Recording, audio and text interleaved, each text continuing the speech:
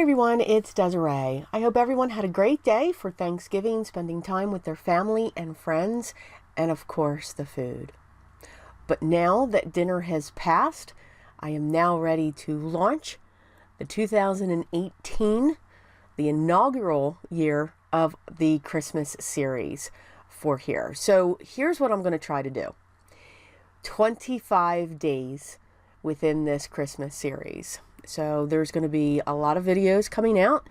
They can be tags. There are going to be some kits that had Christmas themes. There's going to be some 5 cards, 1 kit, maybe some 3 cards, 1 kit thrown in here. So I have really dug into the stash that has accumulated over the years in my collection. So there may be some product I haven't seen in a while.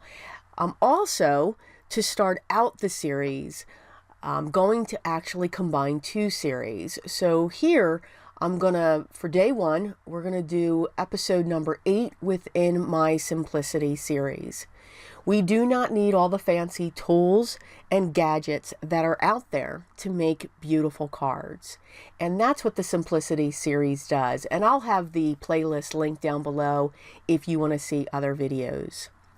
So remember, in the Simplicity series, it's based off of pattern paper.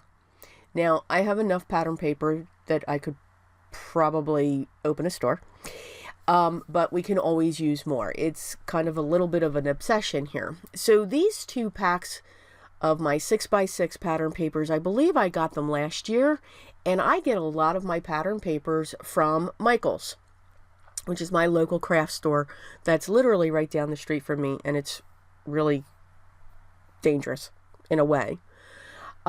So I usually wait until they go on sale and then I just stock up. But just using pattern paper, maybe a pencil, a pair of scissors, and some liquid adhesive, you can make cards. And you can make a lot of cards. So the one pattern paper is called Santa's Belt, and the other pattern paper, Jack Frost, that came from AC Moore, which is the other craft store. They're literally right next to each other. It's kind of funny. So from the Santa's Belt, I'm going to use those 2 pieces of pattern paper. And from the Jack Frost, I'm going to use these. So you can see, one, I've already had my sentiments. It's almost like having a background stamp. And again, a lot of your pattern papers will come with those sheets where there's writing and so forth. But I'm also going to show you what you can do if there's not, as in the other pattern pack that I'm using. So what I've done is I've taken a piece of cardstock and I've cut it to a scant 4 1/4 by 5 1/2, meaning it's in between 4 1/8 and 5 3/8. So I just like a little bit of a border. I'm going to use my liquid adhesive. To me, it is the best adhesive. You cannot go wrong with a liquid adhesive. And I'm just going to adhere that to the back of the pattern paper.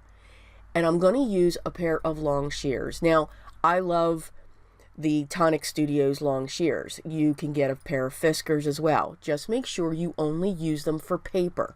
Don't use them for anything else. You will dull the blade. Once that was laid up, I just cut along the edge of that cardstock. So I know my pattern paper is going to be the same size as my panel. I'm then just going to take a piece of this polka dot paper and I'm going to play around with the placement. Now, again, you may look at this and say, okay, this is wasteful and so forth, but you just don't know sometimes what exactly you're going to do with that pattern paper. I decided to take it off on the angle so I could still see a lot of the writing. Now, one of the things I loved about that background was it says snowball fight. I thought that was cute. You gotta have a snowball fight. We've had our first snow here. Unfortunately, it turned into a little bit more with ice. But yes, I had my first snowball fight. Yeah, I like doing that.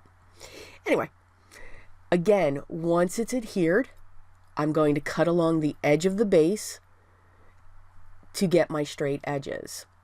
You could use a pencil and a ruler and measure it out. whatever you're comfortable with. Me, I like the shortcut of just putting it up against that and cutting along the edge. It's one of the reasons why whenever I do design a card, I am designing on a base first and then putting that onto my card base, which is usually 9 out of 10 a standard A2 size, which is 4 1/4 by 5 1/2, and I do lean towards the top folding or a side folding, whichever way it goes. I also pulled out a third piece of pattern paper, again, to use it. You can use that to decorate the inside. So I just want to create the illusion of a hill on the inside of the card. You could use 2 pieces of pattern paper and have another hill in the back of it. Again, you don't need fancy dies, just a pair of scissors and your imagination and the willingness to try. You must try it. Don't say, I can't do this, because you can. Everybody can. It's all going to look different. And that, again, I've said it before in many other videos. That's the beauty of this. Everything that you create will be unique and will be yours and handmade. I'm going to take this panel, again, use my liquid adhesive, and I'm going to put it down on my 4 1/4 by 5 1/2 top folding card base. And that card is completed. All you have to do is just write your message to your recipient inside, and they will have a beautiful handmade card. That takes very little time. So this one here, now this pattern paper pack did not have any sentiments in there, if I'm mistaken. I know it had borders, but it really didn't have, true sentiments and so forth. So in this case, I'm just going to take one of these layers here that show the Santa belt, because I think they're absolutely adorable. Now, if you wanted to have one thing that should be another thing, that should be in when you want to just create the simplicity of cards, I would recommend a very simple paper trimmer. My 2 suggestions, I love the 9-inch Fiskars. I think it's perfect. And it's very reasonably priced. The other one that I do like is the Guillotine, the small one by Tonic, the Tim Holtz one. I think that one's good as well. So again, just those 2 things. Is it necessary to have that? Absolutely not. A pair of scissors. And if they're long blades, you'll get a straight cut, going slowly and slicing right up, just like I did with the belts. I'm going to do the same thing with the wood grain. I have a base that's cut to a scamp 4 1/4 by 5 1/2. I'm going to use my liquid adhesive, adhere it to the back. Make sure it is the direction that you want to go. Yeah. There's a couple takes on this. Yes. Okay. So once you have that, just cut around the edge. You can use that base that you've adhered to the back of the pattern paper as your guide for the scissors.